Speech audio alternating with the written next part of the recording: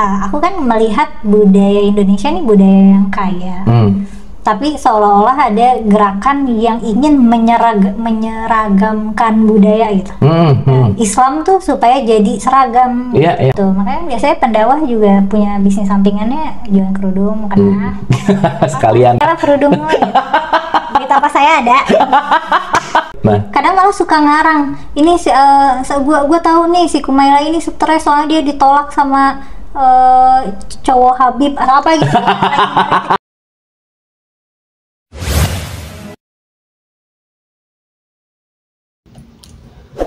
Oke semuanya, kembali lagi bersama TV Jawa. Jadi kita langsung gas saja. Tapi kan, sorry ya, sepengalamanku adalah masyarakat kita tuh kan tidak suka berdialektika gitu. Tidak suka. Ya kan? Sukanya judgment. Benar. Ya kan? Nah, apa pandangannya Mbak Kumaila tentang dialektika dan judgment tentang masyarakat yang luas ini dari konten-konten itu? Lebih banyak yang judgment langsung gitu. Kan gini contoh-contoh. Banyak yang tiba-tiba, wah gini, nggak ada. Kan kayak kita ngomong tabayun ya. Nanya dulu kek, ngobrol kek, ke sumbernya. Langsung aja. Wah ribet gitu dengan persepsinya dia. Bener. Kenal nggak gitu. Nah, kadang malah suka ngarang. Ini gua tahu nih si Kumaila ini stres soalnya dia ditolak sama cowok Habib atau apa gitu. Gak ada. Gak, itu ngarang-ngarang yang di-generate sendiri. Cowok Habib lah. Ya oke sih. Pernah ditolak sama Habib gitu. Terus kalau aku konfirmasi satu-satu capek. Kayak ya harusnya bikin press con, yang ada aku yang nolak gitu ya. Ya udah.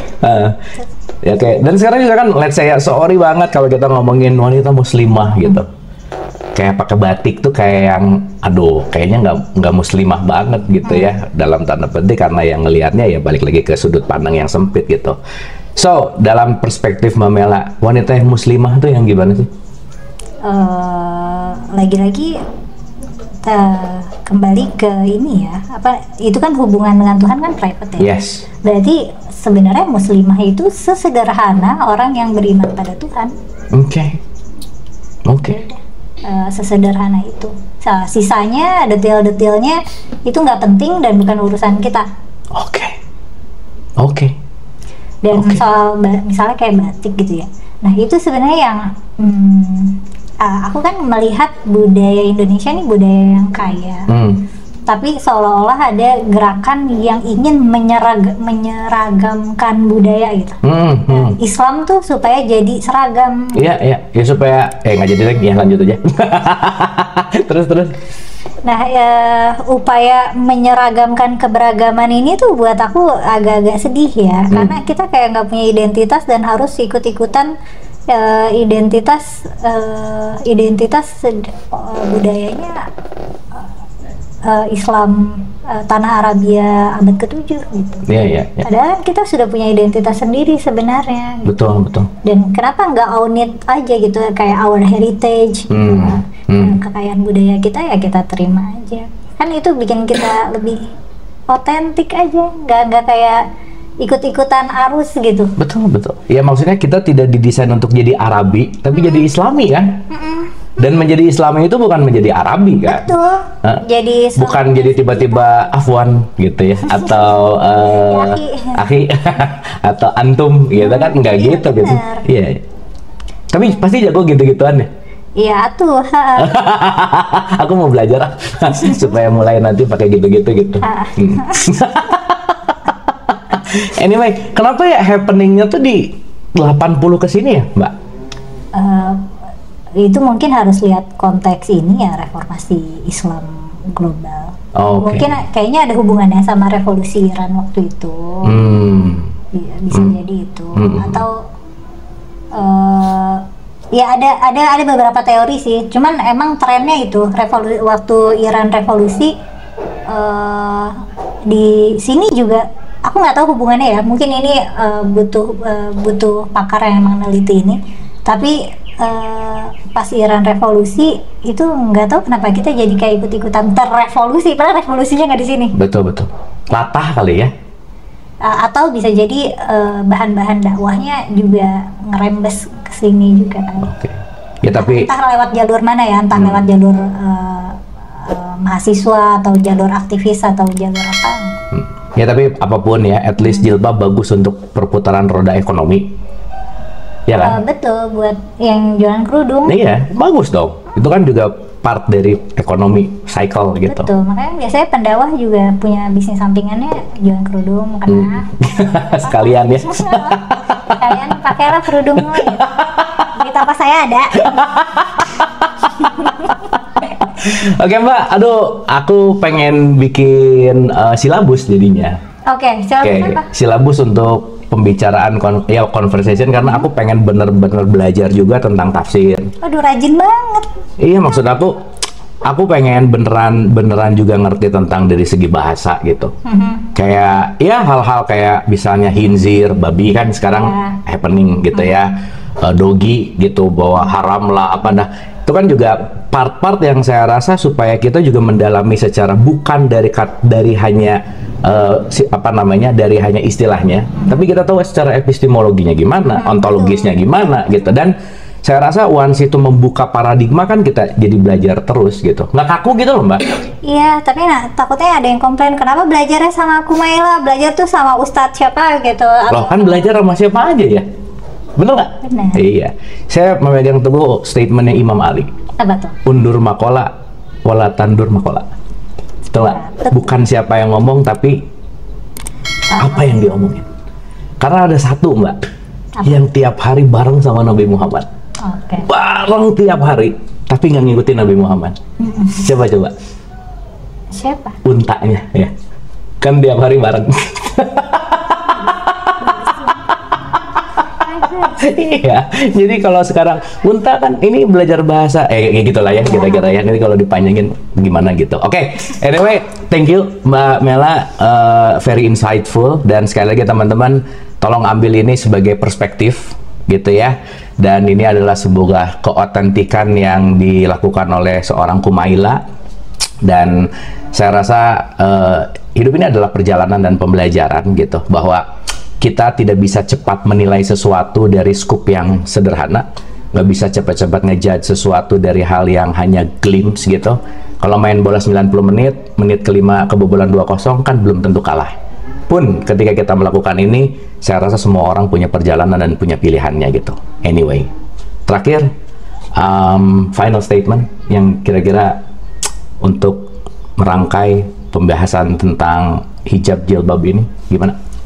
Final statement ya, mungkin ini kali ya, nggak apa-apa kok kalau misalnya punya perasaan sendiri, punya pikiran sendiri, itu nggak apa-apa untuk diladenin gitu, didengerin, dicari tahu, punya pemaknaan sendiri terhadap spiritualitas itu nggak apa-apa, punya pemaknaan sendiri terhadap identitas diri dan tujuan hidup itu nggak apa-apa, nggak usah terlalu mengkerangkeng diri gitu.